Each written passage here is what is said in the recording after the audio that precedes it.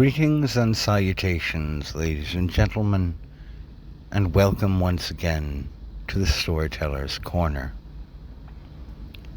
I'm your host, Joshua T. Calkins-Treworgy, also known as Byron of Sidious. The following presentation is an original short story written and read by yours truly. The following story is presented to you now. The Cost of Free Power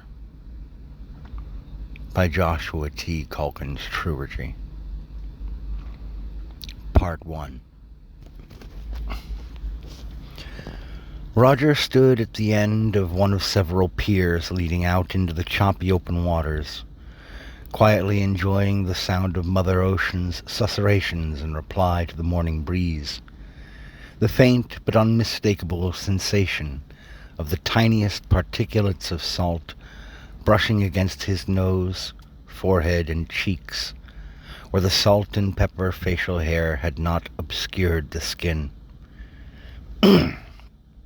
Though he preferred to be on his own vessel out in the open of those waters, Roger's lungs expanded and released with a contented sigh as he took in the opening moments of his day's duties as harbor master for the township of Tunning, Massachusetts. Squinting against the sunrise, he observed the swoop and flicker of coastal gulls as they dove toward the ocean's surface, plucking up those fish too daring or curious for their own safety to avoid drawing near the borderland between their world and the one outside of Mother Ocean. Simple creatures, yes, but all pursuing the course of nature itself, he mused as he watched. Turning to face the main body of the harbor, Roger Burke spotted several of the smaller crews of fishermen boarding their vessels in preparation for the day's work, their slips teeming with activity as the majority of the menfolk of Tunning set about their labors. Most of the smaller teams worked separately, per vessel, but Roger knew that the half-dozen or so of those teams all worked on behalf of the same regional seafood distributor, Keller Brothers. The Kellers descended from a long line of fishmongers whose roots went back to colonial Boston, and they had expanded considerably since those days. Beyond the Kellers' people, the harbor only hosted 5 other ships at the moment, with 2 of them occupied by much larger, privately operated outfits, one allotted to his own vessel, used most often in the run of official business out of that slip, and 2 of those slips were left empty most of the time for rotational part-time folks and hobbyists to lease out for short terms. One of these, he noticed, was presently being pulled into by a small boat, of a sort he assumed, from its appearance, was a personal civilian model. Roger half-jogged to the office cabin on the docks and checked both his computer and the leather-bound journal-style notebook, which he still utilized to track who was anchored at each slip. There was no mark in either place for slip number 11.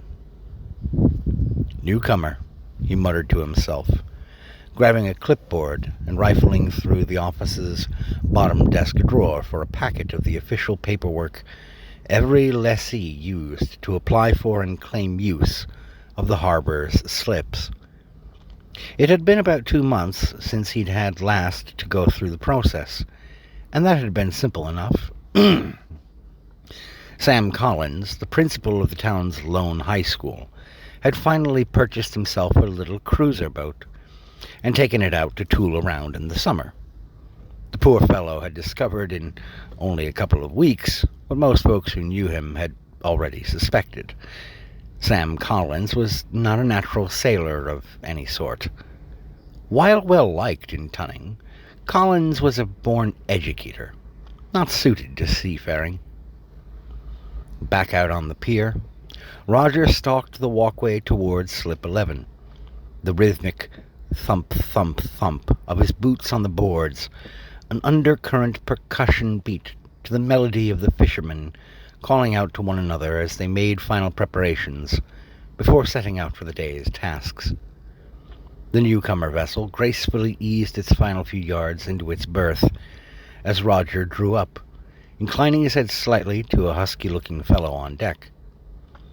The other man nimbly hopped from the deck to the offshoot walkway of the slip, skillfully going about the task of mooring the boat as someone unseen in the control cabin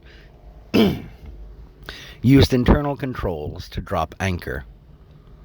Years of working the harbor had gifted Roger's ears with a keen familiarity with commonplace boat operation sounds, even those masked by the water itself. "Welcome to Tunning, Captain," Roger said amiably, approaching the husky man with the clipboard on his left thigh, right hand extended. The sailor quirked an eyebrow and grinned faintly, but shook his head. "Not a captain myself," the man replied, his voice crackling and raw, carrying the history of many cigarettes smoked in his years, which he further proved by pulling one from a pack in his dark gray shirt pocket and lighting it. "Leastwise, not of this boat.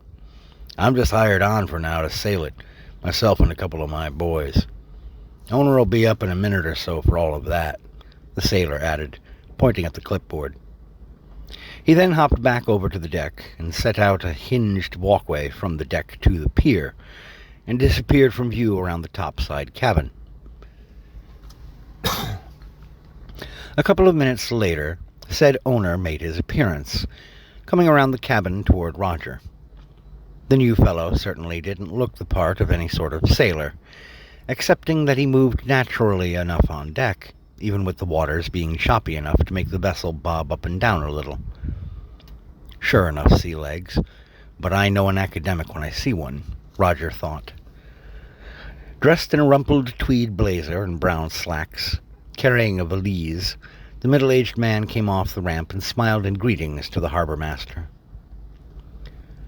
"Good morning to you," the newcomer said, offering his free right hand. "I'm Dr. James Perth." Roger took the hand and shook, then held up the clipboard. "Would you want to follow me to the office to square things up officially, Doc? Or would you prefer I come aboard?" "Oh, the office there would be best. Master Burke. Harbor Master Burke. Yes, do lead the way." The roaring tug-boom of one of the fishing vessels rippled the air as Roger guided Dr. Perth to the office hutch, wherein both men took up their expected seats on either side of Burke's neatly sorted desk. Roger pulled open the spreadsheet on the computer, then took up a pen and opened the leather-bound journal register before him. "So, Dr. Perth, are you the owner of the vessel?" By way of answering, the academic opened his valise and withdrew several papers, most of them stapled together. "The ship's papers, Master Burke. It is on loan to me for use by my employers, the Sullivan Sea Life Institute, incorporated out of Maine," Perth began. "I've been assigned to conduct surveys of various forms of flora up and down the Massachusetts coastline, particularly in coves that are hard to reach. My research specialization is in fungi, you see, and the Institute plucked me away from my prior place of employ to help with their work in that area here." "Ah, interesting," Burke replied, looking over the papers, only tuning his ears to the researcher enough to respond politely without deep engagement. He had never heard of Sullivan Sea Life, but he supposed it shouldn't be surprising that some kind of ecological research team should come nosing about, particularly given the popular culture's obsession with environmental concerns. As he was inputting the necessary data to begin the registration process, his email notification popped up in the bottom right corner of the screen. Opening this up, he discovered an email from Mayor Tomlinson's office, explaining that one Dr. James Perth of the Sullivan Sea Life Institute would be arriving at the harbor sometime today or tomorrow, and that the Institute had already arranged lodging and was sending payment for registering a research vessel with the harbour master's office. It would seem that the stars align true, Dr. Perth. I just got myself an email here from the mayor's office about your work. It says here that the lodgings have already been arranged for as well. Ah, yes, said Perth, reaching into the valise once more and drawing out a thin manila folder, opening it and showing the paper to Roger. The harbour master looked it over, a printout from one of many websites that allowed people to temporarily rent out their homes or apartments to folks looking to stay somewhere more home-like than a hotel. Are you familiar with this house? Oh, yeah, said Roger with a nod, handing the printout back to Perth and returning to the job of entering the vessel's information into the database.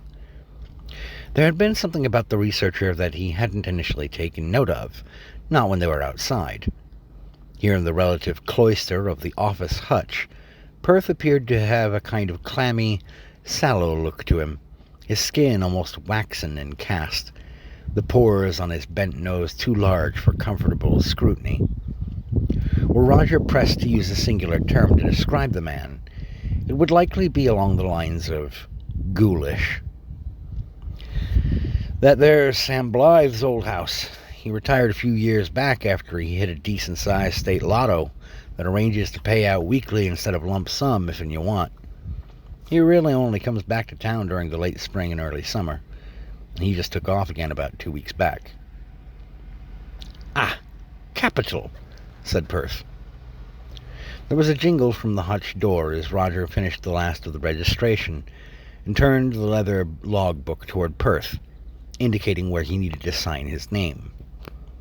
The harbour master's eyes then fell upon Charlie Diggs, the only auto mechanic in Tunning who still owned and operated his own garage, scruffier even than most of the sun-kissed men who worked the waters. Hands on the hips of his coveralls, Charlie cleared his throat. You Jim Perth? Charlie asked, to which the researcher stood from his seat and nodded to him. Got the cars you and your people are taking on loan outside, he said, walking over with a slight slide-clop limp, one everyone in town tended to overlook after years of knowing the gruff grease monkey. He extended his hand and turned it palm up, 2 pairs of keys exposed. The red tags for the Jeep, green tags for the Suburban. Your people at the Institute had already paid for a month on the rental. If something needs working on, just swing it on by as soon as there's a problem, Doc. Perth gave an oddly formal little bow from the waist as he took the keys, and Charlie looked to Roger. How's the truck treating you, Roger? Good and solid, Chuck.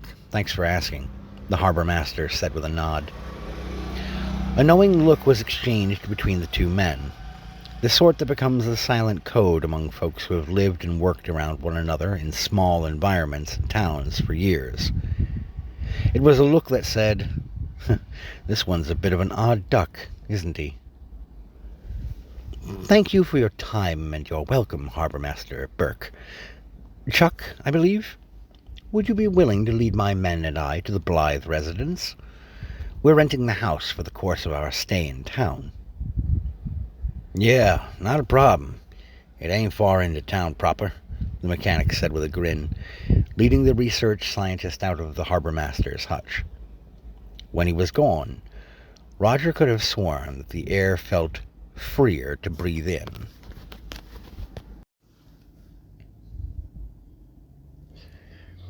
The first few days after the arrival of Perth and his people seemed to go pretty much like any other given early summer day at the harbour, and Roger felt perfectly fine with life, going along in a fairly routine fashion.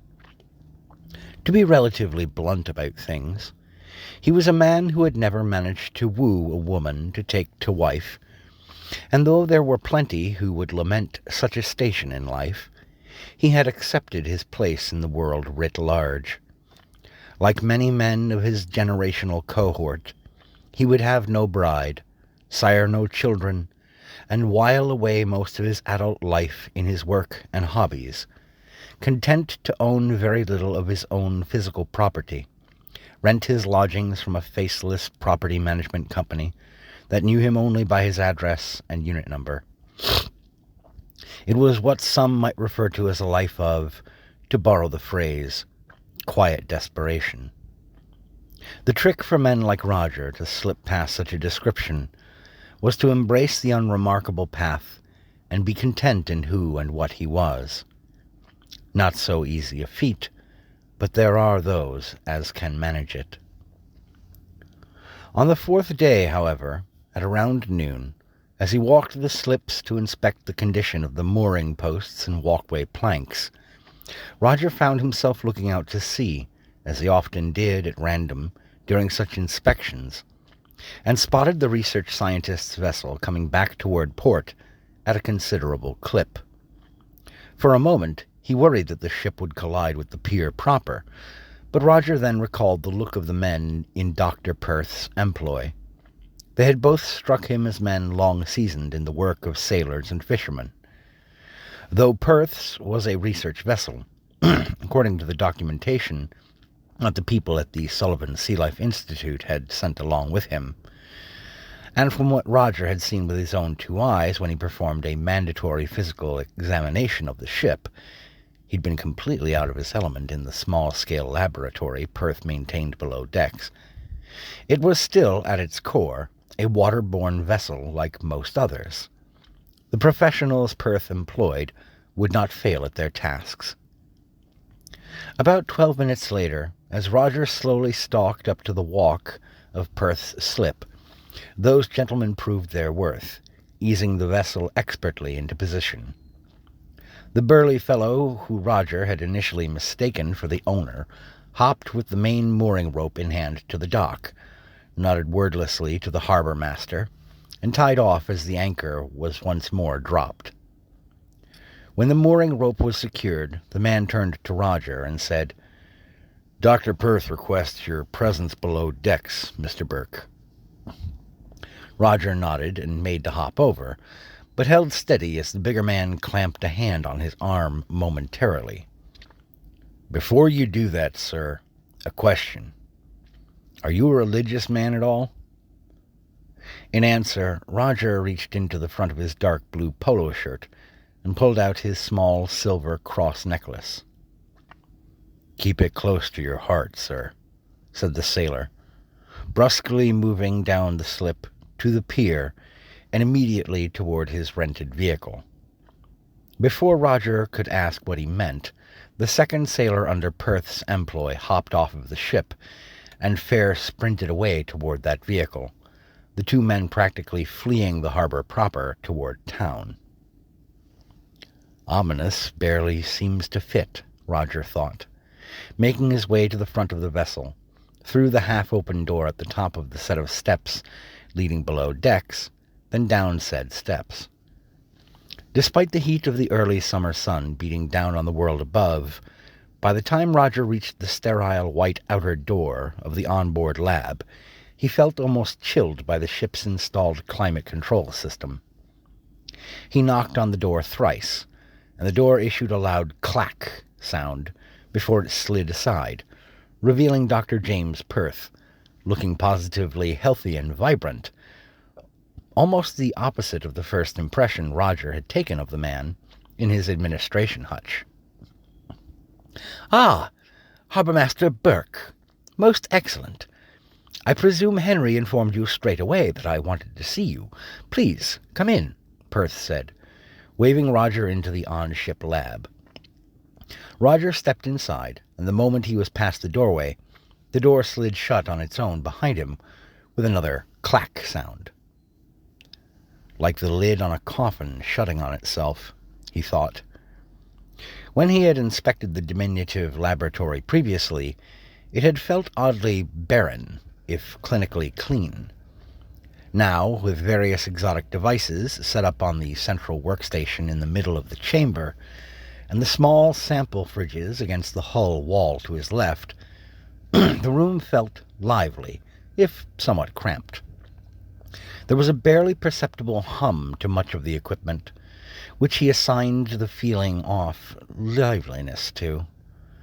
Perth shuffled over to one of two stools on the right side of the workstation, where he had a microscope set up with a slide, and an Igloo brand cooler sitting on the floor next to his stool, some kind of glass container set just in back of the microscope.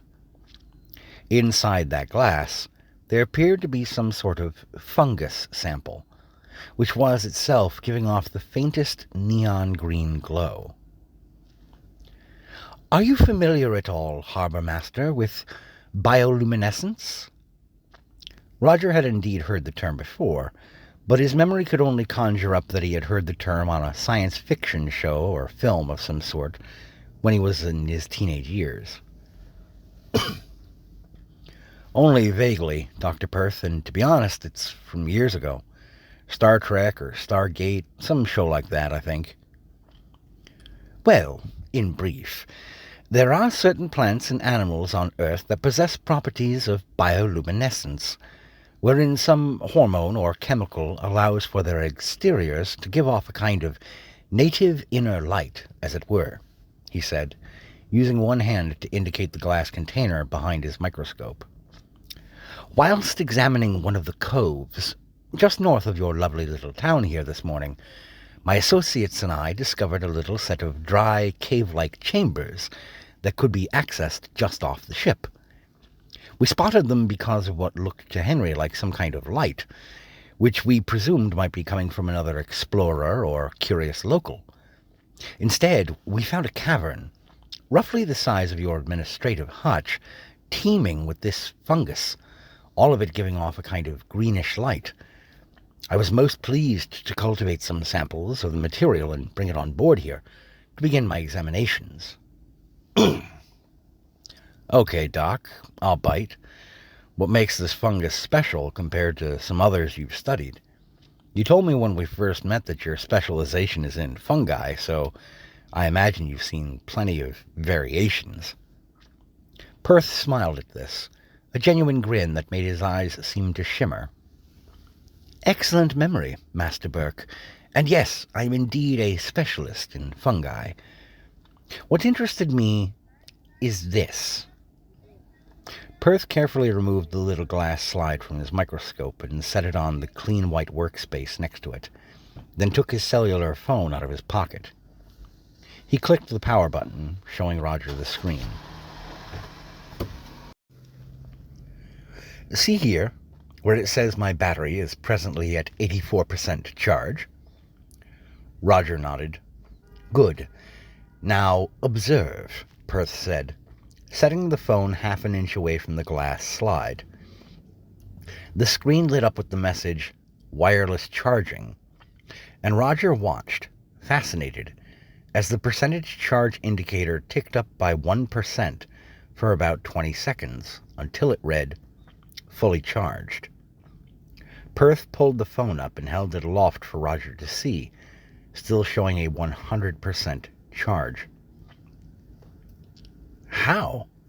I didn't see any kind of electrical activity," Roger remarked. "What's more, I've never even heard of a plugged-in charger that can do a percent per second like that." "Roughly, yes. And mind you, this is from a small smudge sample on my slide here," the Reacher said with a shine of elation in his eyes. "I have more testing to do, a great deal of it, but the initial results are fascinating and promising, Master Burke. I've already begun working on a hypothesis, but I must conclude a few more initial examinations here, then contact the Institute with my preliminary findings. Tell me," Dr. Perth said, moving the slide back into its slot in his microscope, "is there a night guard for the docks? I may wish to continue my work until late, and I would not wish them to be alarmed if I depart after sundown." "I'll let Trevor know that you might be here, Doc," Roger said. There was a faint scent coming off of the area around the microscope and the jar set behind it, a kind of pleasant but notable minty aroma. "The stuff smells nice, at least." "Curious, isn't that? Most of the varieties of fungi I've worked with over the course of my career have either been musty or foul in odor. But not this one, he said, tapping the jar with the tip of his pen. I also needed to know before you depart, Master Burke, if your protocols require the documentation of research milestones at this harbor. To be honest, Dr. Perth, we don't get all that many scientific vessels here in Tunning. I think you're only the second or third one I've ever dealt with, and I've been harbor master here coming up on 10 years almost now. More's the advantage for me, it would seem, Perth said, placing his eye on the scope to peer at his slide sample, right hand perched with his pen over a composition notebook page, upon which he had already scribbled several notes. It is quite fortuitous that I haven't had much competition for this discovery.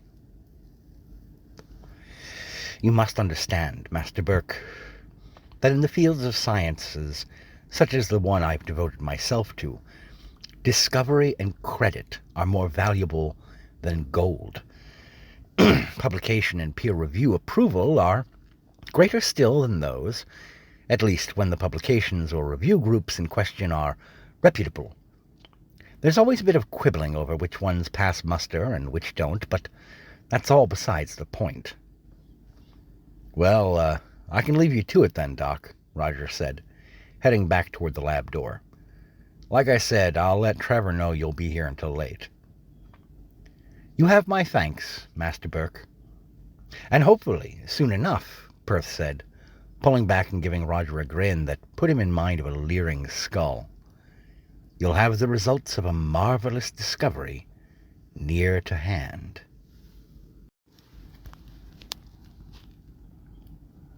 Part 2. Staring out to sea, he found that he couldn't make out anything moving on the horizon, other than the susurrating waves and breakwaters of foam, as the waters pitched to and fro with the rhythm of the earth's movements and the moon's mysterious pull. The air ruffled his hair ever so playfully, a teasing breeze that would not grow into a gale or fade away quite into nothingness, perpetually locked in that middle phase where nothing could be planned against. There came with it only the touch of chill, naught else, and this surprised Roger not, for summer was upon the peoples of Tunning. Say true, say thank you. The sand felt spongy and solid beneath his bare feet. A feeling explained well enough when he looked down to see that he was, indeed, barefoot. This struck him as out of sorts. He never left his humble little apartment without something on his feet, at the very least the worn-down tennis shoes he wore on his one day off per week. Even these he didn't wear very much on Sundays, certainly not when he attended church services in the township proper. He wiggled his toes back and forth, cringing at the scrape and chuff of the wet granules on the toughened skin under and between his toes.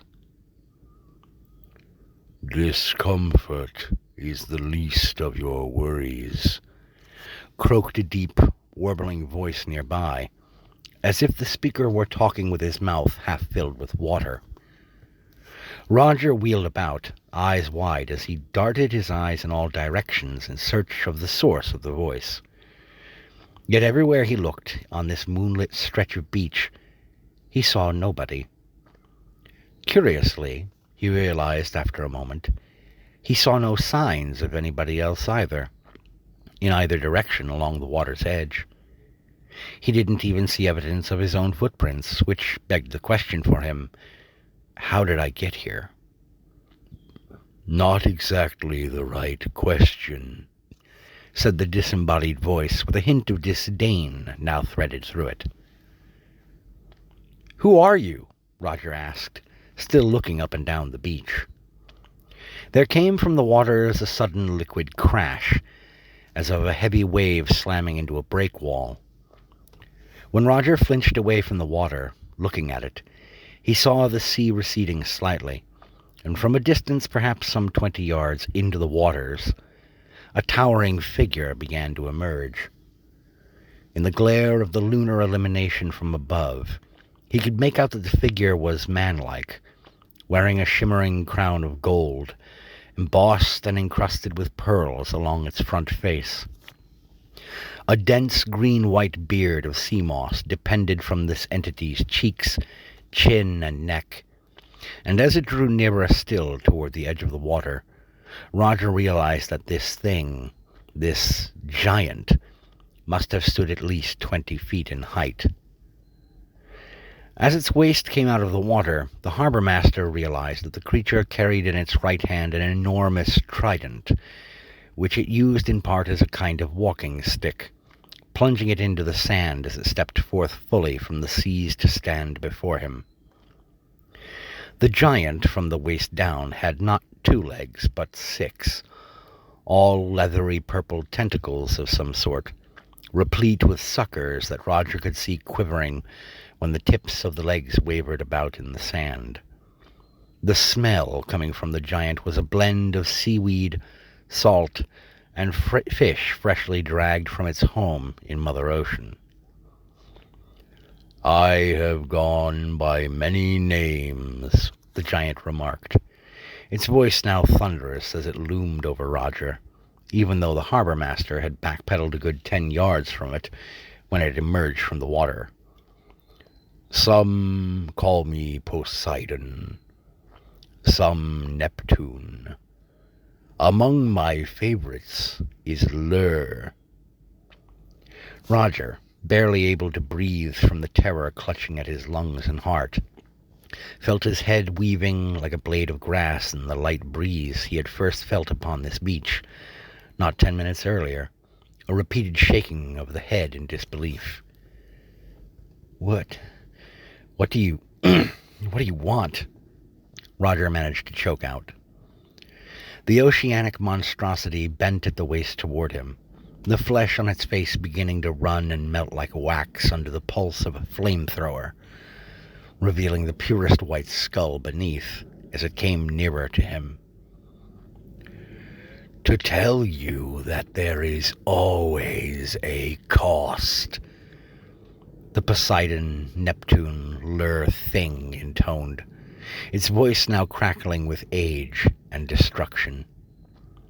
Roger took another step backward, tripped over something on the beach, and fell back, sitting up with a sharp gasp in his own bed in the blink of an eye. He cast about his familiar, darkened bedroom, panting, wondering how such nightmares could be inflicted on a soul without the use of powerful drugs.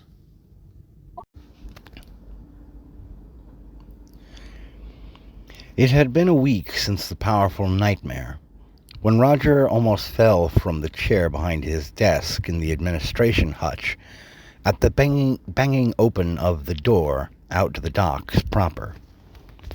In the doorway stood Dr. Perth, looking for all the world like the world's happiest and yet also most emaciated scientific mind.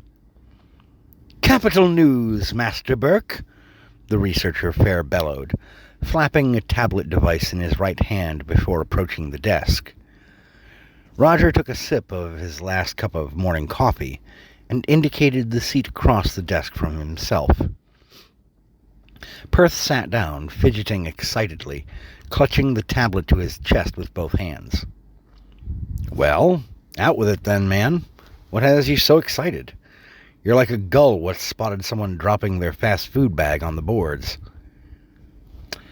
"After receiving my preliminary findings and analyses, and reviewing them, the Institute has decided to send a full investigatory and development team here for me to work with," Perth said, offering the tablet to Roger to look over. Roger looked at the screen, seeing an open email to Perth from the Institute. The harbor master didn't understand the vast majority of the scientific jargon being lobbed at Perth from his colleague on the other end of the missive, but the broad strokes were indeed legible to even a layman like himself. The Sullivan Sea Life Institute was sending an exploratory and development team to the Tunning area after meeting with the mayor and with the Massachusetts legislature and governor to iron out certain legal concerns and procedures in establishing a temporary laboratory in the cove where the fungus had been discovered. "This is pretty big stuff, Dr. Perth. Congratulations are in order," Roger said with a smile, handing the tablet back to the happily nodding Perth. He got up and walked over to an old dun green fridge that he kept clean and operational in the hutch, mostly empty except for his lunch most days, and a couple of other traditional items. He opened the fridge and pulled out a bottle of champagne, turning to show it to the researcher. Sort of a tradition I carried over from the previous harbor master. I keep a couple of bottles of bubbly on hand for when folks decide to take their new vessels out on their maiden launch. Perth clapped his hands together. Charming indeed, Master Burke. Surely some might call it kitsch or saccharine, but I think that's wonderful of you. Do you have glasses? Roger opened a cabinet above the small sink next to the fridge, taking down 2 of 6 champagne flutes kept above, which, thankfully, hadn't yet had time to collect dust from disuse. Just a couple of weeks earlier, a young couple in town had rented one of the free slips for the summer for their new boat, loaded down with amateur-level fisherman's gear, and Roger had enjoyed a glass with them before they headed out for a pleasant midday outing on the water. Roger brought the bottle and glasses over and offered the bottle to the research scientist, who deftly popped the cork and poured a measure for himself and the harbor master. He raised the glass with cheer and clinked it against Roger's. To discovery, Master Burke. To discovery, Dr. Perth.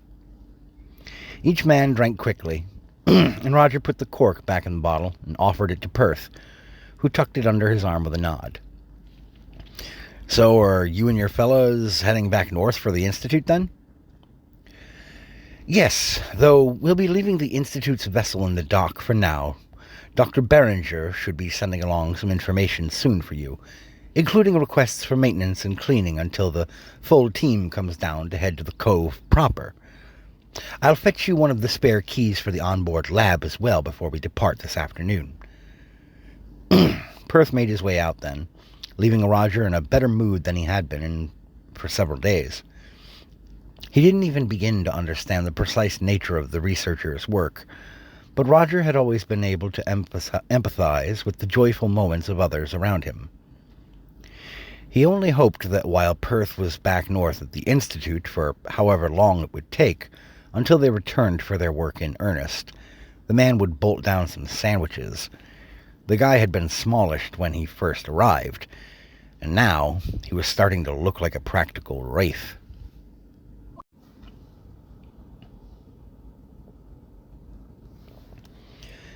Two days after Dr. Perth's departure back to his colleagues up in Maine, Roger booted up the email client for the harbor's business and discovered an email marked Urgent, Specimen Maintenance Request from one H. Miller C. Champion at sullivansealife.org.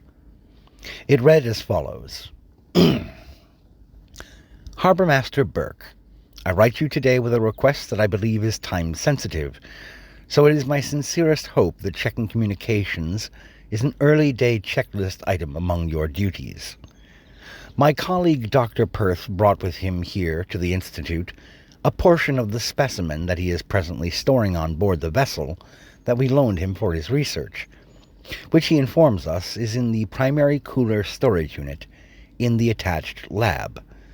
Based on our observations of the specimen he brought with him, I must ask you to go into the lab and bring that specimen up on deck and open its lid for a period of no less than 1/2 hour's time, so that it may take in natural air from the environment. We here at the Institute are aware that this falls outside of your normal duties, and are already prepared to compensate you handsomely for this task. Every 2 or 3 days, however, the specimen must be allowed to breathe outside of its storage cooler for a brief window, until such time as Dr. Perth and the rest of his team can return to Tunning, and from there to the temporary R&D station we are hoping to establish in the cove where the specimen was discovered. When this task is complete, please respond to this email with the name of your banking institution so that we may make the arrangements for the previously mentioned compensation. Our deepest thanks in advance for your assistance in our scientific endeavors. Signed, Harold Miller, Deputy Director, Sullivan Sea Life Institute. Seeing no harm in tending to this request immediately, Roger minimized the screen's window, grabbed up the spare key to the onboard lab for Perth's vessel from his desk drawer, and headed out onto the docks, his head bobbing cheerfully enough to the natural clomp, clomp, clomp of his footfalls on the boards. As he turned onto Perth's slip and hopped over the railing onto the deck of the research vessel, Roger made note of the fact that most of the fishing vessels had already departed for the day's work. With a shrug, he headed to the steps leading down to the lab, and when he approached the door, he once more felt the creep of the environmentally controlled coolness just beyond the locked door. A key slot stood in the doorframe just to the side of the sliding portal, which he put his copy into and turned. There was an audible click from the doorframe, and a nub of a handle popped out of the door's surface, which he pinched onto and then slid aside, revealing the dimly lit laboratory. Flipping on a light switch to his right, Roger then made his way clear across the chamber to a set of knee-high, glass-fronted fridge units, only one of them presently occupied, with the glass jar and its faintly glowing specimen enclosed within. He opened up the unit, took out the jar, and carried it with him back up topside to the vessel's deck. He set the jar down carefully, unscrewed the top, and set the lid aside next to it, hands on his hips as he looked down at the fungi gathered within. In the bright morning sunlight, he couldn't quite make out the bioluminescent glow of the material as well as he did when he'd seen it down in Perth's lab, but it was still discernible nonetheless. Roger looked around the upper deck briefly, slipping into the piloting box momentarily, and retrieving an orange life-preserver vest from within. He brought this out, situating it snugly around the jar, so that he could leave the specimen to breathe for the half hour suggested in the email from the Institute, whilst he went about the rest of his early morning inspections. He set a timer for himself on his cell phone, just in case, and proceeded about his duties. When the timer went off, near the end of his first rounds, Roger returned to the research vessel and the jarred specimen. He put the lid back on the glass jar and carried it down to the lab. In the sterile light of the onboard chamber, he observed that the glow coming off of the sample seemed a little stronger than it had been when he first pulled it out of the cooler. He wouldn't think about the specimen again until the following day, when a brief check on his banking app showed him that a one-time deposit had been made to him from the Sullivan Sea Life Institute in the amount of $5,000. While he was mildly disappointed that he wasn't asked for such assistance again before Dr. Perth returned and his team of assistants went with him to the cove, Roger Burke wouldn't think much more about the curious researcher and his work until winter was nearly upon the sleepy coastal township of Tunning.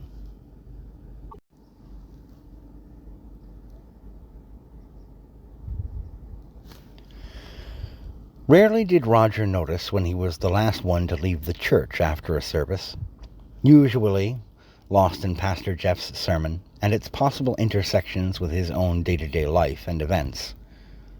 Not that there was much to intersect with, as conveyed previously.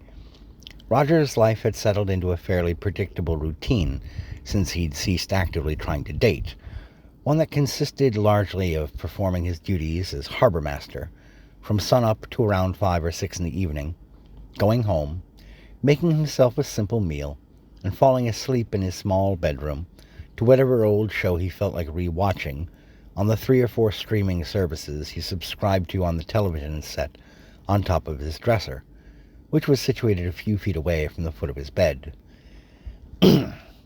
This time he did notice, however, and not because he was the last to leave. This time he felt the pressure of unseen eyes upon him. Dressed in a simple black long-sleeved button shirt and his heavy winter coat over simple blue jeans, Roger would not have stood out as unusual among the congregation. Turning his head and looking at the pew behind his, he saw seated at the far end of the row immediately behind his own, a pale, angular fellow, dressed in an all-black suit with tie, a long black duster coat draped over his shoulders. This stranger was a sallow thing, the flesh on his face pulled back taut, nearly revealing the skull beneath for the world to see. This alone might not have unnerved Roger, but the fact that the man was glaring at him with half-lidded eyes certainly made him uncomfortable. Roger stood up from his spot in the pew and glanced around, realizing that there was no color to be seen anywhere around him. Everything in the church appeared before him in shades of gray, as if being displayed on a black and white television screen. He even thought for a moment that he saw the world flicker a little as he looked up toward the pulpit at the front of the chamber. Roger shifted his stance to square himself toward the dark-clad stranger, and found the man had moved in that small window of opportunity to stand only a few feet away from him, in the same pew aisle. There appeared to be shadows trailing off of the man's coat behind him, almost like a miasma wafting from his personage. "It's always the same, isn't it?" the pale stranger said, his voice measured, cultured, a tone that would be at home coming from the mouth of a professor or some other sort of intellectual or academic. The man flicked his hand to the side, and Roger watched as several small granules of some sort flew from his fingertips, which looked practically skeletal. "It starts small, almost unnoticed, a vague thing.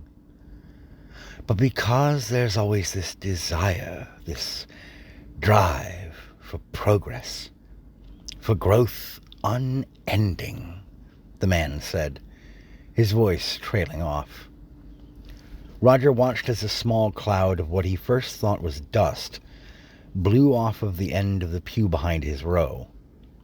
Moments later, however, he realized that the material wasn't dust, but the wood of the pew itself, fragmented and reduced to salt-sized grains as hundreds of tiny black motes chewed through the wood, scattering the material in their wake. "What is this?" Roger rasped, unable to pull his gaze away from the devastation he was witnessing, even as the swarm of motes grew in size and increased in speed, rapidly working its way along the entire pew before wheeling about and flying toward him, now ignoring the black and white environment entirely. "Just another cancer, Roger," the voice intoned behind him, as the first of the motes stung his cheek, burning a hole all the way through to the bone and then through. "But this one is contagious."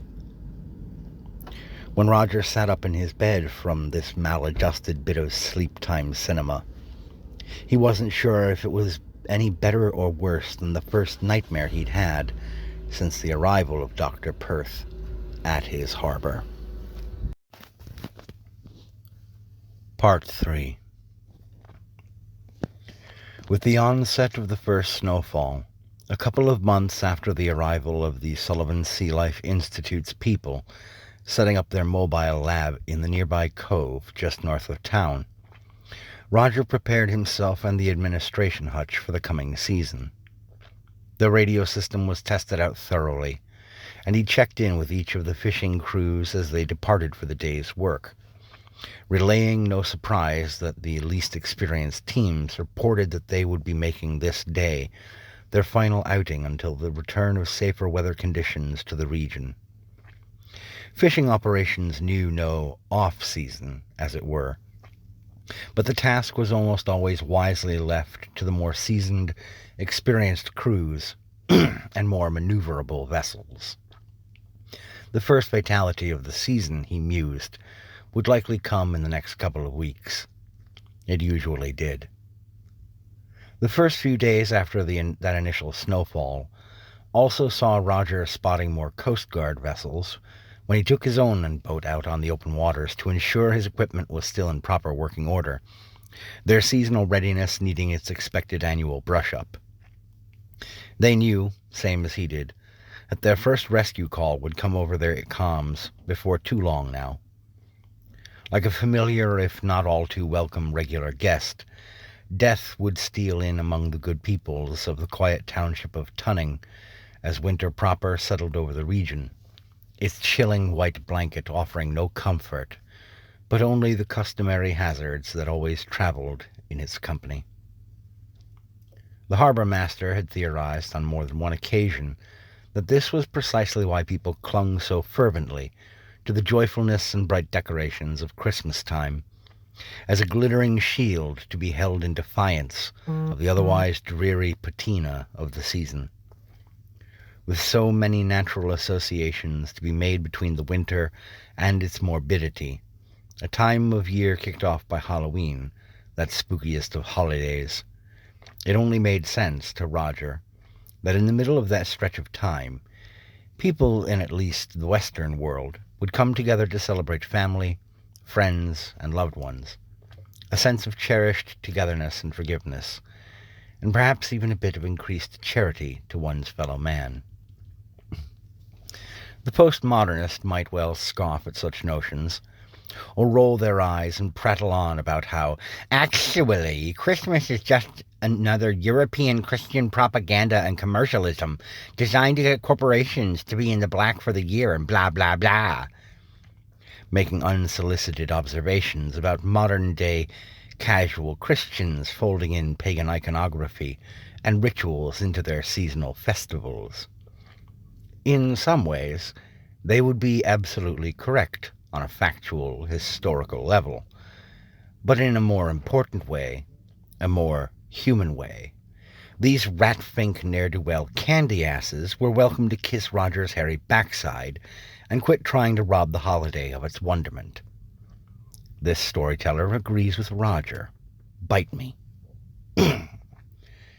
2 days after unkind conditions on the water indeed laid claim to the first of the winter's victims, as Roger began filling out a report for the system's records to indicate the fisherman's loss of life, the door of his hutch creaked open, strained by the blustering gale blowing outside.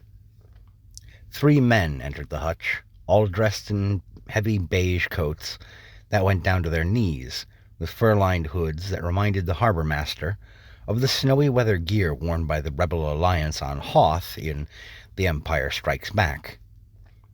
The trio were covered also in dense black ski masks and goggles with opaque orange lenses, the lead of the 3 of them pulling back his hood and removing his other headgear to reveal himself to be Dr. James Perth, looking much healthier than when last Roger had seen him.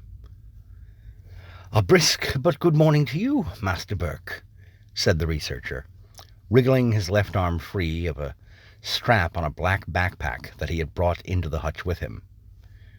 "Dr. Perth, good to see you again," Roger said. "I wish it were under better timing. I'm sure you heard about the man the Coast Guard pulled out of the water this morning." "Unfortunately, yes," Perth said, his expression shifting mildly towards sorrow, though he clearly had something much more cheerful on his mind, as his grin returned quickly. "But I bring you glad tidings this morning, Master Burke." He knelt down as the 2 heavily padded people behind him, whom Roger assumed were associates of his from the Institute, hung back near the door like henchmen from a comic book or cartoon. Perth unzipped the bag and pulled out some sort of long, sleek, black plastic box of sorts. Upon initial inspection, as Perth set the box on Roger's desk, it looked a little like a slightly elongated laptop if it remained shut. However, on the left side, the top surface looked like a fan's screen cover, the bioluminescent fungus visible within in a small, squared-up portion. "Behold, Master Burke," said Perth, reaching for an unseen slide latch and popping open the top of the box, which revealed what looked like a small facsimile of a breaker box inside. "Virtually limitless, free residential energy," Perth rasped, his voice reverential, like a newfound religious convert or fanatic. Though no experienced electrician Roger could see almost immediately how the box device was designed to work. Rather than being connected to an exterior power source and regulating energy flow into a residence, the fungus itself, housed within a screened casing so that it could breathe, as he had been previously instructed to help ensure with the original sample, would be drawn off of to provide electrical current to a home. The theory was, Roger had to confess to himself, fascinating, if it held up under inspection. "Have you tested this yet?" he inquired. "Indeed we have. 3 of them.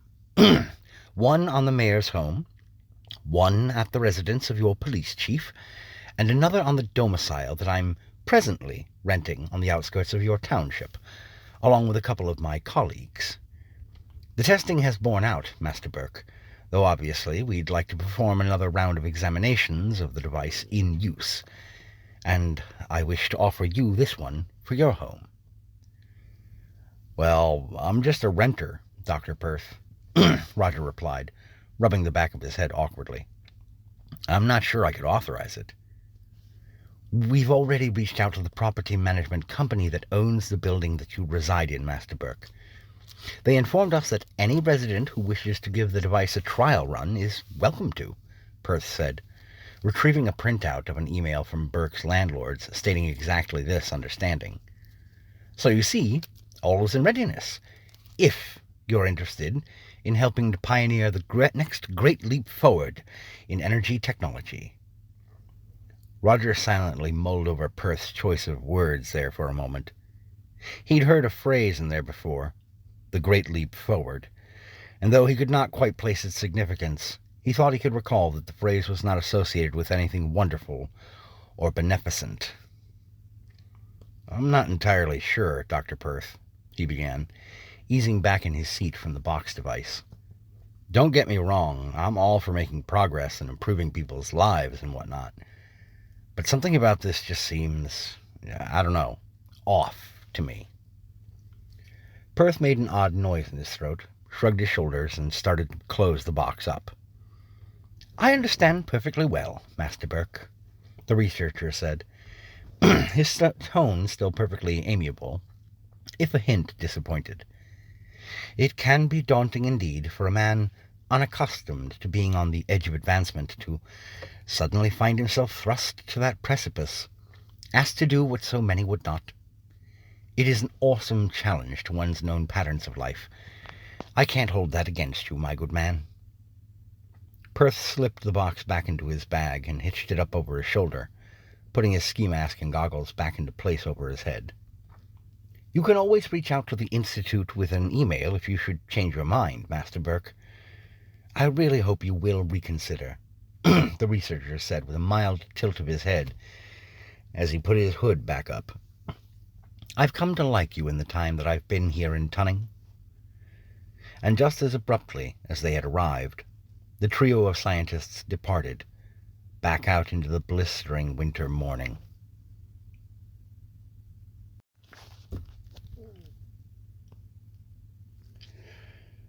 By the time the calendars turned and the new year was rung in, approximately half of the township of Tunning was operating their homes and a few businesses on the revolutionary new devices being produced by the R&D team from the Sullivan Sea Life Institute. Roger had remained steadfast in his refusal over that time, though he had neither seen nor heard again from the man who had first discovered the potential of the fungus in that cove north of the harbor. When he thought about it at any length, though, he realized that he had seen no signs of the comings and goings of that group from the cove at all since just before Thanksgiving. A few carefully laid inquiries among the townsfolk he regularly interacted with also informed him that the last time anyone had laid eyes on Dr. James Perth had been when the researcher had come to offer him access to one of the power boxes. Reserved and content to his own company in most instances, this might not have troubled Roger Burke, but for the fact that during that meeting with Perth he had sensed something bordering on the fanatical about the researcher toward this fungus and the device the Institute had developed around the material. He would hardly have called the man a friend, and barely even an acquaintance, but as harbour master, he felt a sense of duty toward the man, and toward all those colleagues of his operating out of that cove. As Roger arrived at the pier on the third morning of the new year, he decided that he had to quell his own unspoken concerns. Preparing his small vessel took little time, and a quick call to Trevor Grayson to ask him to come watch the docks whilst he went to check in on the Sullivan people at their cove operations secured at least that someone would be present to man the operations in his brief absence. When Trevor arrived, properly bundled against the fierceness of the cold air, Roger told him, "It shouldn't be but an hour and a half, 2 at most, that I'll be gone. I'll call for my cell if I expect a longer delay," he told the night watchman. Trevor agreed to keep his phone on ring until Roger's return, and the harbour master departed on his boat. Following the coastline north, Roger maneuvered his way on the waters with the practiced ease of one who has returned to a practice that they thought themselves rusty with, only to discover that they had forgotten nothing of the old muscle memories associated with it. As such, it almost took him by surprise when he nearly passed right by the small fleet of vessels, situated around an inlet cut of beachhead, a divot that was barely visible from the open waters, unless one were paying special attention for it. This cove would be easy to miss, he mused as he slowly maneuvered his vessel in, among the larger ones belonging to the research team down from Maine, their sides all bearing a large insignia for the Sullivan Sea Life Institute, just under the prow. It was an enchanting sigil, he thought, a kind of yin-yang comprised of several notable oceanic animals, including an octopus, dolphin, a school of fish, and what looked like a cartoonish depiction of a hammerhead shark. When Roger found an appropriate spot along the makeshift pier at which to tie up his own small boat and drop his matching anchor, he felt eyes upon him. He looked up and spotted a pair of people, a man and woman dressed appropriately against the cold, while not being too bulky, their beige coats also bearing the Institute insignia over the left breast. The pair was looking down at him with curiosity played openly on their faces. "Hello there, folks," Roger hailed them, stepping toward the side of his deck, but not yet putting a foot up on their pier. "I'm Harbour Master Burke, from down there in Tunning." The pair immediately shifted into expressions of warm welcome toward him, their eyes almost dancing with relief. "Ah, Master Burke, Dr. Perth has mentioned you a few times," the woman of the duo said with a nod. "As a matter of fact, we've met, though you probably wouldn't recognize us from our visit to your office. I'm Dr. Natalie Shevchenko, and this is Dr. Raymond Burns," the woman said, reaching out to offer Roger a hand from his vessel to the makeshift pier, which he accepted. Burns cleared his throat and offered his hand to shake, after pulling off a glove. "I apologize for being blunt, Master Burke, but if you were hoping to speak with Dr. Perth, it isn't going to happen," Burns said, taking a step back after the handshake and putting his glove back on. "He's taking a week-long sabbatical at that house that he's presently renting." "Oh, I wasn't aware. I do hope he's all right." "Dr. Perth is perfectly fine, Master Burke. He's just worn himself too thin overseeing our work here," Shevchenko said. "We'd be happy to show you around our worksite, though, if you'd like." "Well, I'd be happy for a tour, though I won't likely understand most of what you're going to tell me is going on here, truth be told," Roger said amiably, at which the pair of doctors chuckled appreciably. "Do you have the spare time?" The pair agreed, and they led Roger along the pier to a ramp that led into the cove itself, which was lit from within by both swaths of the bioluminescent fungus growing on almost every available inch of even surface on the ground, but by temporary work-light stanchions that had been set up throughout the main chamber of the cove as well. What looked like a pair of modified shipping containers was situated at the back of the main cavern, which terminated in a naturally raised kind of plateau, with one native ramp leading up on either side of the chamber to said plateau. The fungus sprouted nearly everywhere, but for a kind of narrow footpath along either of those ramps and much of the area 3 feet around the modified mobile lab containers. About 24 different researchers flitted about inside the cove chamber, which was itself much more temperate than the weather outside, though still not exactly balmy.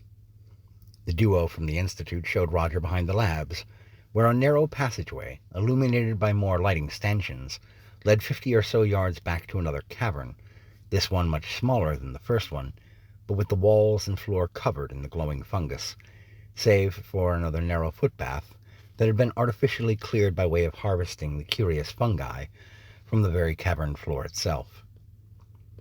When they came back to the labs, Roger begged off of a tour of the actual facilities when he took a look at his watch.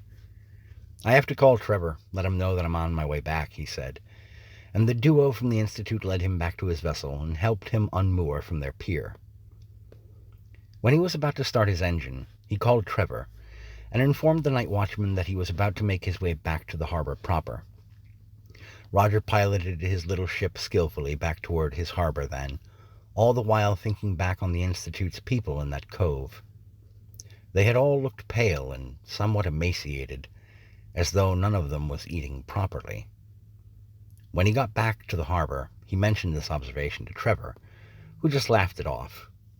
"They're a bunch of scientists, Raj," the husky watchman remarked. "In my experience, not exactly the biggest folks around." Roger wanted to accept this excuse, but he found it wanting, and he spent the remainder of his day at the harbor worrying about the well-being of the folks working up north in that cove. Part 4. It had been the work of just a couple of phone calls to discover where exactly Dr. Perth had taken up residence, and an hour after sunset, Roger brushed the light dusting of snow off of the windshield of his reliable Explorer and started making his way toward the outskirts of Tunning. 10 minutes out of town, traveling along a 2-lane Massachusetts state highway, Roger turned left off of the main road onto a short side path, which led off into dense woodland. When his phone's navigation application informed him that he had reached his destination, Roger dismissed it, continuing on almost half a mile until he found the actual end of the driveway to his destination. When he turned onto the narrow lane, he felt grateful for the wisdom he had displayed in having purchased seasonal snow tires and ensuring his vehicle's four-wheel drive system was properly working at the start of the winter. Though it ended up being a 5-minute slog to make his way up the slightly ascending path to the paved turnabout in front of the quaint little cottage, tucked back away from the road, Roger took heart from the smoke chuffing out from the chimney situated off to one side of the structure's roof. An unfamiliar brown sedan sat idle in an open carport structure off to one side of the turnabout, and the harbor master assumed this had been given to the good Dr. Perth as a new loaner from one of the auto shops in the area. It wasn't the same one that Perth's first cohorts had borrowed. That much he could tell as he clambered up out of his Explorer, zipping up his heavy black Carhartt coat. Roger crunched through the snow to the front door of the cottage, an aged thing painted pale green, and he knocked several times before taking a step back. He listened intently, though, thinking he heard some sort of commotion from within the cottage. A minute later, he saw through the thick glass of the small window set in the center of the door a familiar face, though distorted through the pane. Dr. James Perth pulled the door open with a smile, and he nodded to Roger. "Harbour-Master Burke!" Perth fairly exclaimed, throwing his arms wide in welcome. "This is a most welcome surprise, I must say." Wariness tightened every muscle in Roger's body. Despite the jovial tone employed by Perth, and the appearance of finally having put some weight back onto his elsewise wiry frame, the man was dressed in a ratty grey bathrobe, untied, over a plain black t-shirt, white boxer shorts with little cartoon hearts on them, and a mismatched pair of slippers, one grey and one black. In his right hand, Perth held a pen, clutched like an ice pick. As for his left hand, Roger couldn't tell, because it was densely wrapped in white medical gauze and bandaging, only his thumb and pointer finger visible. Even standing out in the winter evening gloom, Roger could also detect a terrible body odor wafting off of Perth, as if the researcher had not bathed in at least a week, during which he had performed some sort of heavy physical labor. This is the scent of madness, Roger thought. Yet there was a shadow of something in the man's eyes, something that called out to Roger, and he decided to see if he could shine a light into that pale darkness. "I went out to your lab setup in the cove earlier today, Dr. Perth. Wanted to stop in and say hello," Roger said, opting to be conversational. "They told me you were taking a sabbatical for a spell." "Ah, yes, indeed. Some time away to rest and recuperate," Perth said, leaning out of the doorway slightly and looking about, as if ensuring himself that Roger had come alone. When he leaned back into the cottage, he closed and tied the robe shut sharply and waved a hand inside. "Please, though, do come inside. It's quite unpleasant out there in the elements this evening, Master Burke." Roger stepped into the entryway and eased the door shut behind himself, pausing as Perth held one skeletal finger up to his lips to shush him. "Would you care for some coffee to warm up with? I can make up half a pot for us to split." "You got sugar and cream? I enjoy the caffeine, but never developed a good taste for the straight cup of joe," Roger admitted. "I have both, yes. I'm much the same way, Master Burke." "Follow me," Perth said, guiding Roger a few yards down a hallway that stretched from the front all the way to the back of the cottage. As he followed Perth, passing an archway on the left, he peeked into the room beyond to see a cozy little living room, furnished with a lone 3-seat couch situated across from an old-fashioned entertainment center, with a simple 32-inch flat-screen Roku television set on it, turned to some program that Roger didn't quite recognize, the volume too low to hear anything of it. There was a coffee table just a few feet from the couch, on which sat several dense hardcover books and a closed laptop computer. On the couch itself, he spotted a hardcover-style journal with a pen laid atop it. Following Perth further down the hall, he turned to the right into the modest kitchen with the researcher, which was dimly lit at the moment only by a nightlight over the sink. Perth went to a drawer, slid it open, rummaged around a minute, and then made his way over to the coffee maker, filling the carafe with water from the sink. "Oh, could you grab us a couple of mugs then, Master Burke? They're in that cupboard over the silverware drawer. You'll have to grab a spoon as well. I'm too used to being my own company most times when I'm here." Burke sauntered over to the still-open drawer and looked down to grab out a spoon, pausing as his eyes fell on the small paper notepad set within, on which Perth had scribbled the words, "Keep phone in pocket. It's listening and watching. Bring pad to table." Roger grabbed a spoon, the pad and pen, and then reached up and grabbed 2 mugs with a hand that was now trembling with unsourced dread. The kitchen hosted a single small round table, one chair on either side of it, and soon he sat across from Perth, whose eyes had become queerly clear, if filmed over with a quiet terror. He pointed at the pad and pen, which Roger silently edged toward him. "So, did you get a tour of our little R&D labs at the Cove, Master Burke?" Perth asked as he furiously scribbled on the pad. He turned the pad around and passed it to Burke with the pen. "I've made a terrible mistake, God help me," the researcher had written. Roger drew a line under Perth's script and wrote down his own response as he spoke aloud at a conversational volume. "I did, though I didn't want to waste your people's time or get myself confused, so I didn't go into the actual lab structures that you've got set up out there. I figured I'd be in over my head in a hurry." On the pad, Roger had written, "What are you talking about? What's going on?" Perth let out a natural-sounding chuckle, shaking his head even. Roger figured that this was the most natural reaction the man had had since finding the harbour master on his doorstep. "You're not a simpleton, Master Burke, though you seem to wish to present as just a common man who loves the seas.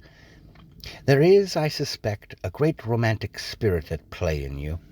as there ever has been in men and women who call Mother Ocean their mistress. But you wear your humbleness well, I should dare say." The coffee maker started to make the churning sound that indicated that its brewing was finished, and he rose from his seat gently. "Do please pour yourself a cup, Master Burke. I'll be right back. I must make use of the facilities, as it were. I'll be back in a moment." Perth departed from the kitchen, leaving Roger alone in the quiet of the room. Without Perth right across from him, he spotted a slender, slat-fronted door beside the fridge, and from under the bottom of the door, where there was a small gap between door and tile flooring, he could just make out a faint greenish glow, of the sort given off by the bioluminescent fungus from the cove. His box is right there, Roger thought. As he stirred his own creamer and sugar into his coffee, returning to the table, Perth came back with a grin. "I wasn't sure how much of each you'd want, Doc," Roger said. "Oh, no worries about that, my good man," Perth replied casually, fetching his own cup before returning to the table and gently taking up the pen to carefully write his next real message. "Have fortunes been kindly at the harbor since that first unfortunate soul was lost to us at sea? I fear I haven't been keeping abreast of events outside of my work." "Relatively good, yeah. We've only lost a couple more folks, younger guys who weren't aware of how bad it could get this time of year." Perth finished jotting down his message and slid the pad over to Roger, who read it with a racing heart. "I have put my journal in the bathroom. Make sure you retrieve it when you leave. I think there's still time."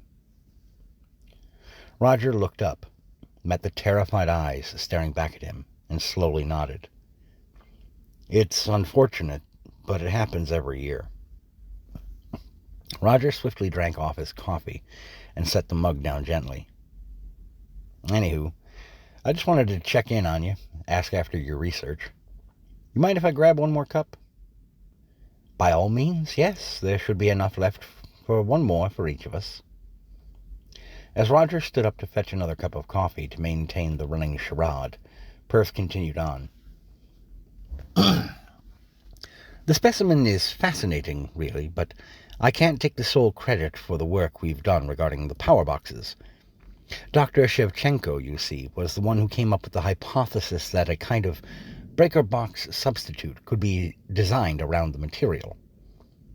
Roger paused as he finished stirring his second coffee. That was the woman who guided me around the cove. Her and that other researcher, he thought.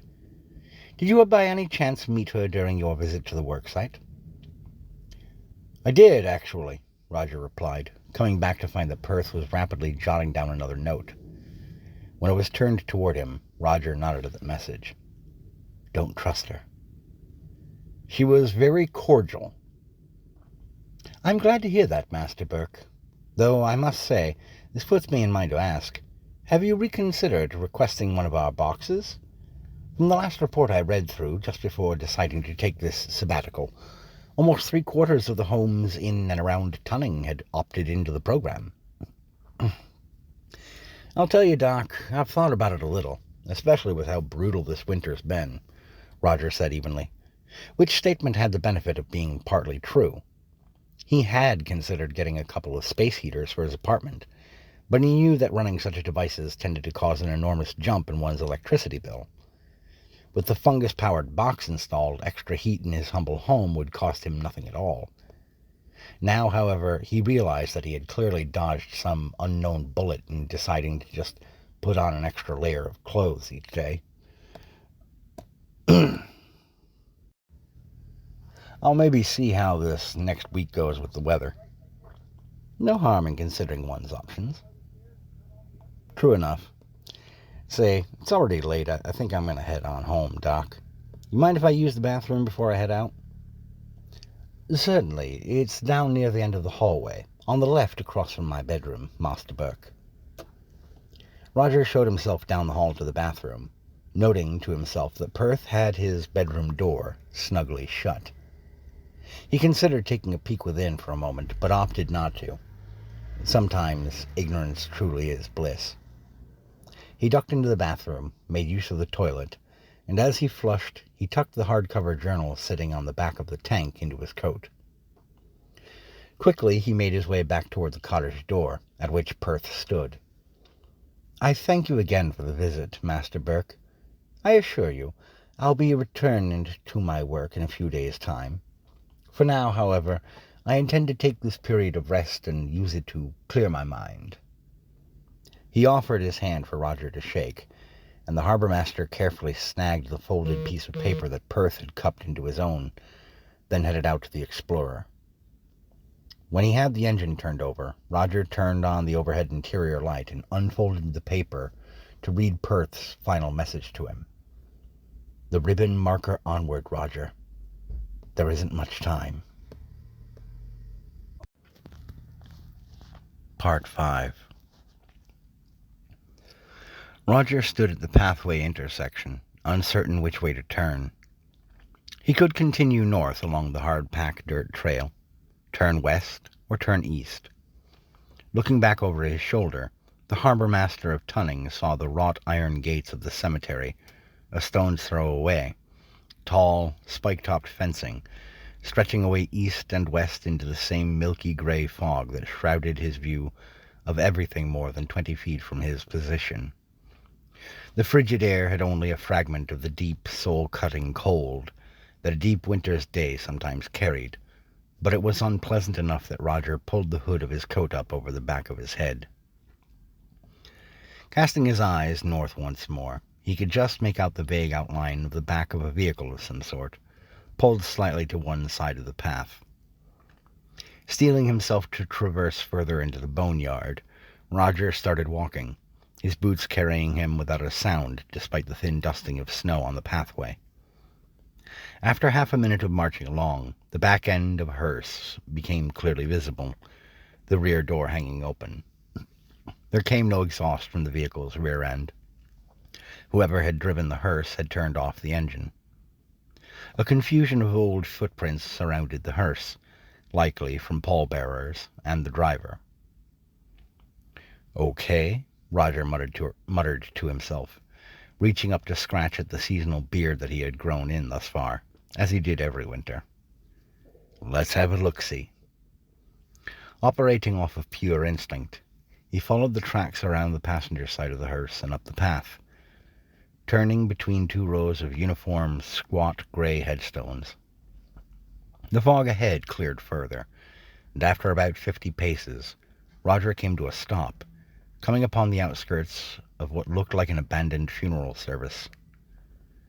2 rows of simple white wooden folding chairs had been arranged a few yards from the foot of a freshly opened grave, and a coffin sat suspended on a winch-board, the thin portable motor for lowering it standing like a gold-plated beacon near one corner of the opening. "It isn't usually like this," said a familiar voice from somewhere just beyond the edge of the fog that he could see ahead through. A vaguely man-like form moved toward the gravesite, causing Roger to take a few steps forward himself, closer to the winch mechanism.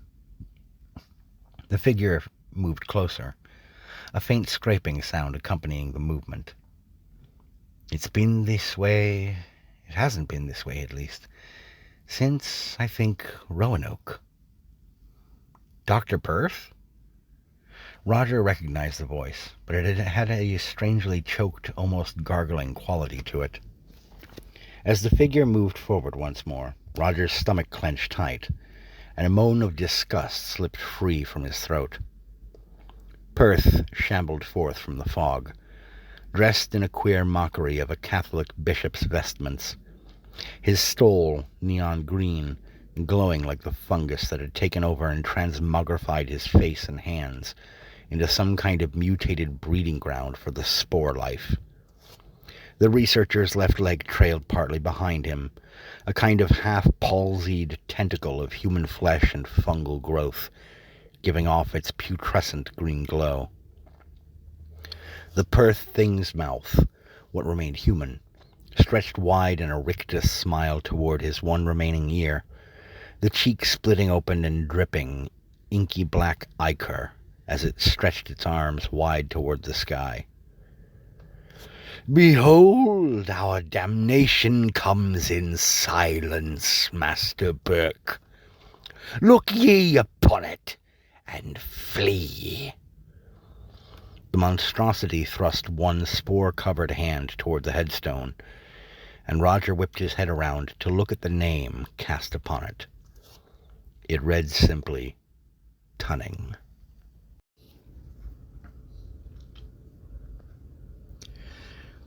With a startled grunt, Roger sat up straight in his armchair, coming awake in a state of terror from this latest unsettling dream. He had taken his time driving home the night before, mindful of the slippery road conditions as he went, yet anxious to be in his humble apartment so that he could start in on reading Perth's journal. Yet he had only opened the journal to the ribbon-marked page and managed to read a couple of pages of the researcher's tightly spaced block print writing before drifting off to sleep, worn down from the anxiety and building fear that had been gnawing at him since first arriving at the cove north of the harbor.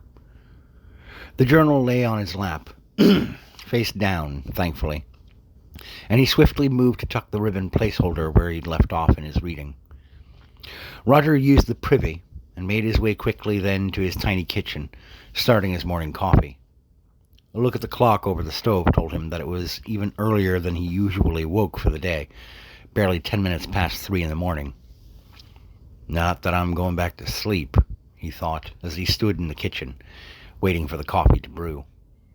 When there was enough in the carafe to pour himself a cup, he did so, prepped it, and fetched the journal, bringing it into the kitchen where he sat at his small table to get back to reading the journal.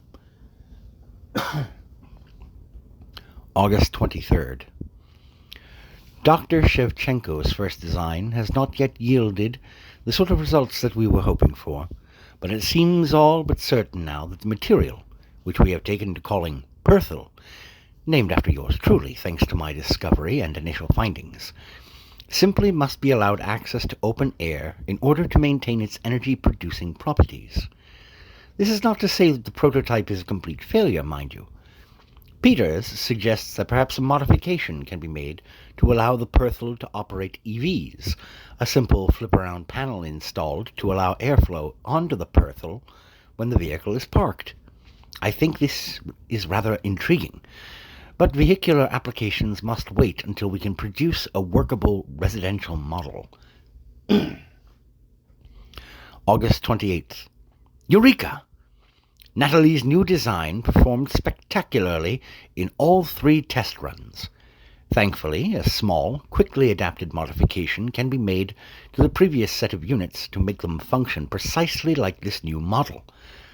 Randall has made inroads with a lot of folks from the township of Tunning, and he has agreed to leverage his connection in as many points as he can to see if he can convince locals to test the new design on a larger scale.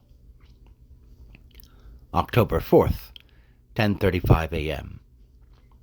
Dr. Norris seems to have developed a minor rash on his hands from repeated direct contact with the Perthel. While we have all been exercising the utmost caution, as we would with any previously unexamined tissue, it is only now that I realize that when I harvested the initial samples, I had been using the standard latex examination gloves, and have only once contacted a specimen with my bare hands. However, I do recall there being a slight tingling and itching sensation afterward, but after washing my hands, the sensation went away. Norris claims that the only good way to properly fit the Perthel squares into the power box units is to do so with minimal barrier between the hands and the sections used, but this is simply not so, as most of us have had no problem using the provided gloves to fit Perthel segments into the units. October 13th, 5:40 p.m. It has been agreed among all of us that we did what we had to do regarding Vincent. It was a matter of self-defense. He was rambling, raving at us about answering the call, waving the flare gun around like he was just trying to figure out who he was going to shoot it with. Just before Peters managed to sneak up on him with the fire extinguisher, he pointed it right at me and said, "I know you've heard its voice too." The Coast Guard officers who came to arrest him and Take our statements were very kind and patient. One even said that he well understood the kind of pressures we were all operating under, but I couldn't quite make out the last of his spiel, because as he was bidding us farewell and preparing to have Dr. Norris carried on the secure gurney aboard their vessel, I heard the whispering in the back of my mind, "God have mercy on us." Roger's eyes snapped away from the page as he looked over at the clock on his stove. 3:41 a.m. He thought he heard something in the distance outside, a familiar and, at this hour, unsettling sound. "Sirens," he rasped. He finished his first cup of coffee, grabbed a refill, and pressed on in the journal. November 3rd, 10 a.m. Harbourmaster Burke turned down the offer of a power box. I had to feign disappointment in his decision. Natalie and Raymond are with me at all times now, and I know that they're just as confused and fearful as I am. Poor Raymond hasn't eaten in 2 days. He keeps carrying his tray into the rear cavern and throwing his food onto the Perthel back there, and every time he does, I hear it laughing at him. Noon, same day. Peters is gone. He left only a brief handwritten note on his bunk. I can't take listening to it anymore. I cannot blame him. Truth be told, I suspected he would depart a few days ago, after he abruptly used Dr. Simmons's hair trimmer and shaved himself bald. "The Perthel told me I had to do it," he said. November 30th, 8 p.m. After what has been blissfully quiet period of time, wherein it seemed that whatever oddity had consumed us all had passed, I have discovered evidence that our troubles are not yet over. After the evening meal, I wished to walk out to the pier to take in the clean ocean air, and I discovered Dr. Simmons near the entryway to the cove. He had cut a large gash open on his left hand, and was smearing his own blood on the wall of the cavern, and as I witnessed this madness, I saw the nearby Perthel growing on the wall itself, begin to stretch and expand, growing out over his blood, using it as nutrition to spread its own mass. I had to assure myself that nobody else was nearby to witness what I did next, and indeed, even Simmons himself didn't seem to notice me. I struck him as hard as I could in the back of the head. The blow knocked him down and out, and I was able to drag him back toward the labs. When a few of the others came to help get him to his bed and see to his wounded hand, I announced to them that I was going to take a few days away for a sabbatical.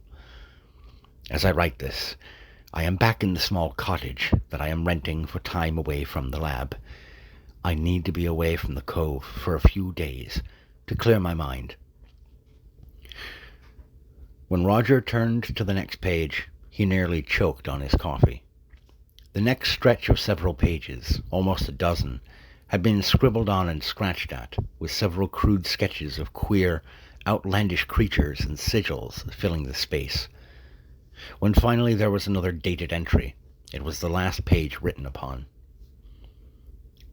January 7th, 2026. Whosoever shall find this journal, please heed my words, and heed them well. You must, absolutely must, remove all of the power boxes from the Sullivan Sea Life Institute labs, and take them back to the cove just north of your township of Tunning. This is the only hope your town has of saving itself from certain doom. You must put the boxes and the Perthel in the cove, and you must figure out a way to destroy any and all access into that space. Speak no word aloud of this plan around the fungus, for it listens intently. It hears all things, and it commands those who listen to its whispers to madness. My colleagues at the cove believe I'll be returning in a few days, but I will not. Already the Perthel in the pantry cabinet of my rented home has demanded the removal of 3 of my fingers as tribute, and God help me, I could not stop myself from obeying. In a day or two, I will place this journal in the front passenger seat of my loaned vehicle and burn this cottage to the ground with myself inside. Death is my only escape now.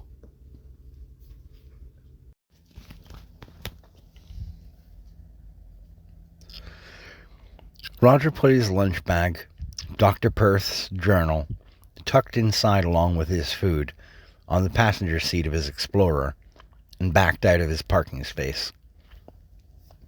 Sunrise was still perhaps an hour away, but there was enough light from the parking lot lamps for him to see, as he put his vehicle into gear, a sight that almost made him lose his nerve altogether.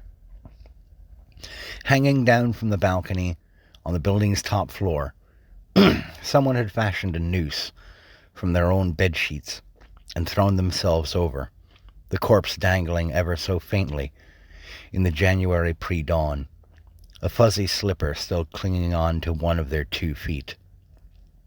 Roger didn't even know the woman's name, despite having lived in the building for several years. The sight of his now dead neighbor changed his mental calculus, if nothing else. Roger's initial inclination had been to head to the harbor and tend to his initial duties, then take the journal to the Tunning Police Department to speak with the authorities about Dr. Perth's written ravings, and then let them figure out what course of action to take from there. Now, however, he knew he had no time to waste, not even for his tasks as harbor master. Careful to not allow his haste and anxiety to propel him to drive recklessly on the wintry roads, he made his way immediately toward the station. By the time he arrived near the station, Roger had seen more signs of chaos around town, including driving past several houses that had been set ablaze, 2 people slathered in what looked like condiments and wearing only pajama pants, while laughing on the sidewalk fronting the local bank, and someone in front of the post office trying to squeeze their head in through the drop-off slot. They've all run mad, Roger thought, turning a corner onto the street where the police department building stood. He pulled over to the side of the street hurriedly, throwing his Explorer into park as he realized they've run mad, and that station will be manned by men with guns who might also have lost their minds. The mayor, the chief of the Tunning Police. They had been 2 of the first 3 people who Dr. Perth had identified as having put the power boxes in their homes when the researcher had come to offer Roger one of the fungus-powered units. He could still go into the station, hope that not every officer present had fallen prey to the same madness as Perth and his colleagues. There's another way, Roger muttered to himself, and started toward the harbor. As he drove past the police station, he saw firsthand that this had been the better choice. A cruiser had been crashed into the front of the station, and a ring of uniformed officers lay in a semicircle on the ground on the remaining steps up into the building, each one appearing to have been slain by the remaining officer, who sat on the trunk of the crashed cruiser, shotgun held in his blood-stained hands.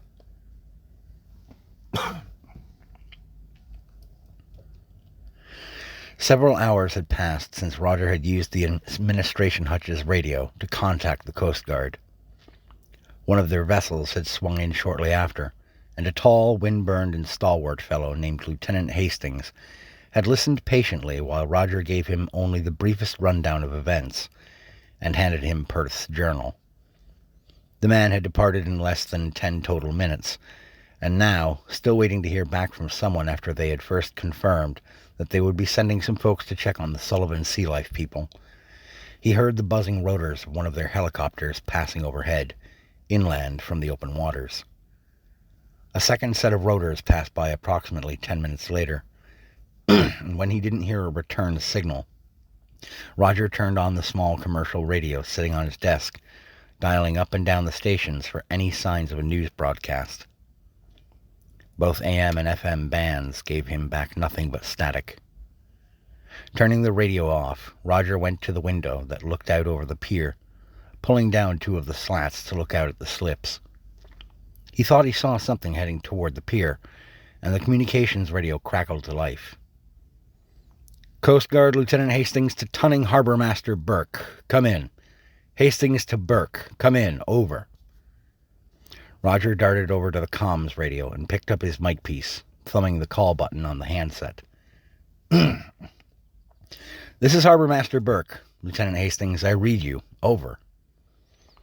Be advised, we are bringing our vessel to the pier to retrieve you, Mr. Burke. State police are also en route to evacuate the townspeople. Tunning is being declared a natural disaster, Harbor Master. Roger felt his knees threaten to buckle, but he managed to keep himself upright as he went back to the window once more and confirmed that he had indeed seen something coming toward the pier. A Coast Guard cutter coming on the hurry.